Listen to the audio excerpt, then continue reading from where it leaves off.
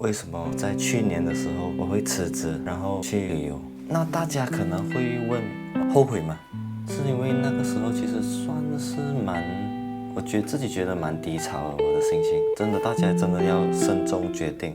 几乎去年的时间啊，机场好像是我的第二个家这样。所以总共加起来是多少呢？ Hello， 大家好，欢迎回到我的频道。今天我想讲一下为什么在去年的时候我会辞职，然后去旅游。在这个1年期间，从辞职到现在，有没有后悔就是做了这个决定？那在这边我就简单的跟大家说一下，去年的4月的时候我就开始辞职了，然后我就开始去很多地方旅游。我去了很多地方，菲律宾、泰国、印度尼西亚、越南，最近的就是越南。我其实就是觉得先从东南亚开始看看我们附近的国家是怎么样，而且旅游也比较便宜嘛，所以我就到处看看，然后再慢慢去比较远的地方旅游。当然，其实现在我已经不再是辞职的状态了啦，我其实找到另外一份工了。然后今年其实还有很多不同的计划。我是想要继续做的，还是关于到旅游。今年呢，会有一个特别的一个地方啦，也是我人生中去过最远的地方旅游，所以大家可以期待一下。顺便也说一下，谢谢大家，这个500的订阅啊，真的感谢大家。如果你们喜欢的话，就继续追踪，继续观看一下我的影片，然后支持一下。那关于到这个辞职的这段期间啊，其实为什么我会辞职，然后去旅游，是因为那个时候其实算是我自己觉得蛮低潮的，我的心情就是觉得每一天就是做一样的东西，然后其实那份工作我也不是很喜欢他的工作模式，所以就感觉到每天就是为了工作而生活，所以就感觉到好像自由没有自由了，而且那个工作时长也非常的长，所以我就决定辞职，然后重新去享受一下自己的人生，做自己想做的东西。我就觉得工作没关系吧，可以再找过是吧？所以就这样决定。但是大家真的不要模仿我，为什么？因为在这段旅行的这段期间，其实花费还蛮高的，其实需要花费，所以你真的需要储存到一定的这个资金，也算是你的 emergency fund 啊，然后你才可以去做这个东西哦。真的，大家真的要慎重决定，不要随随便便就辞职啊。我是考量过了，然后也存够了钱，就这一笔钱，然后我再考虑至少在1年的时间，我是不会因为金钱的关系而烦恼，然后可以继续生活下去，可以继续养活自己啊，所以我才会做出这个决定。当然，在这一段旅行的期间，我也认识了很多外国的朋友啦，然后我自己是非常喜欢认识外国的文化，真的是因为他们让我更认识了他们的国家，然后也认识了历史，然后他们的文化，他们的食物是怎么样。透过这个旅行啊，真的是很多我的第一次，很多第一次的体验，第一次的感受，所以真的是会让你学到很多然后真的也让你的视野扩大。你们这样听会不会觉得我好像在念那个作文啊？是在朗诵。我觉得如果大家真的是对这个其他国家真的是很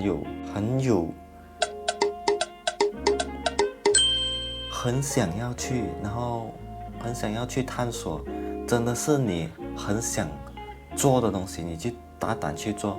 只要不是非法的事情，就是可以大胆去做。但是最重要的是，你要先考虑到你的金钱方面。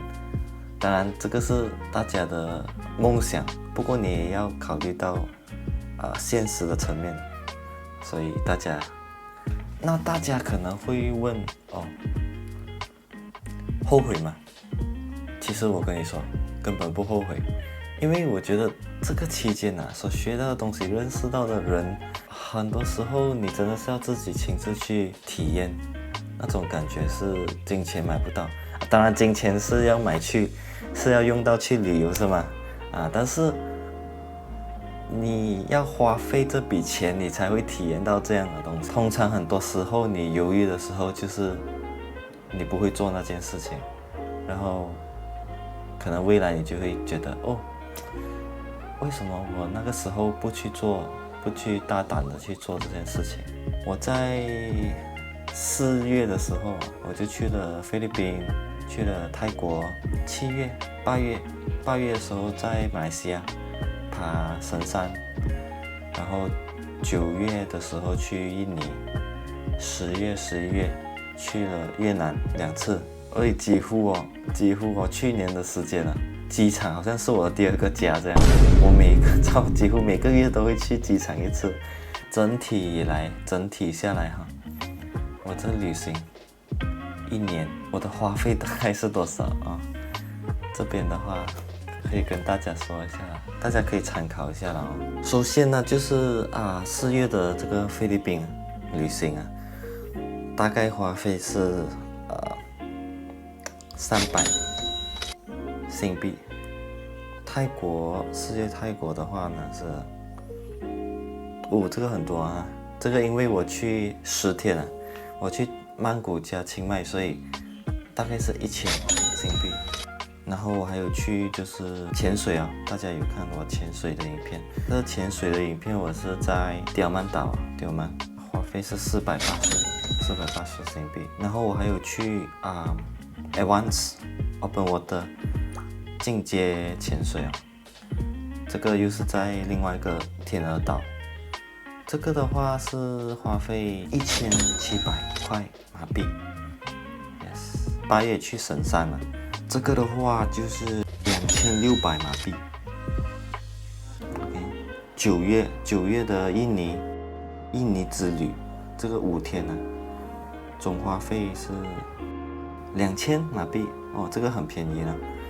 这个是我觉得在整个旅行以来算是蛮便宜最便宜吧。我觉得印尼其实蛮便宜的，还有其实越南也是蛮便宜。越南的话是我去2次嘛，10月和11月。10月的话是去达拉和胡志明，总共是1200块马币。因为这个其实我也是在我朋友的家住所以住宿那边就省了，所以我去的是5天，1200马币。河内的话呢，河内是11月去这个就3000块马币。所以总共加起来是多少呢？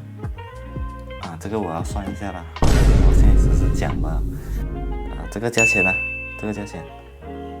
这个只是参考而已因为大家的旅行方式不一样。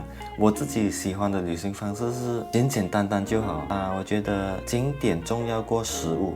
其实食物也蛮喜欢，就是蛮喜欢去探索。可是我比较想的是去看景点会比较多一点当然不是那种，当然是想看那种著名的景点。可是除了看著名的景点，我也想要去他们的市区就是本地的那些市区走一下，看看当地人真正的生活是怎么样。所以我的模式就是很喜欢让本地人带我去旅行，所以我就可以体验到平时那些观光客不会体验到的东西啦。可能吃的方面、住的方面，其实我也不是很在意所以其实住没有什么，只要有一张床，有一间厕所可以用，够干净，就是差不多可以用就够了不用什么高级的饭店那些不需要。当然有是最好但是因为要省的话，就需要撇掉这个东西了。之后的影片也会是关于到比较多是外国的文化或者是我的反应或者是跟其其他国家的人的一个互动啊，会看到比较多这样类似的影片。如果大家喜欢的话，可以继续追踪我啦。OK， 今天的影片就到此为止啦。如果大家有什么疑问啊，或者是想要问的东西，可以在下面留言。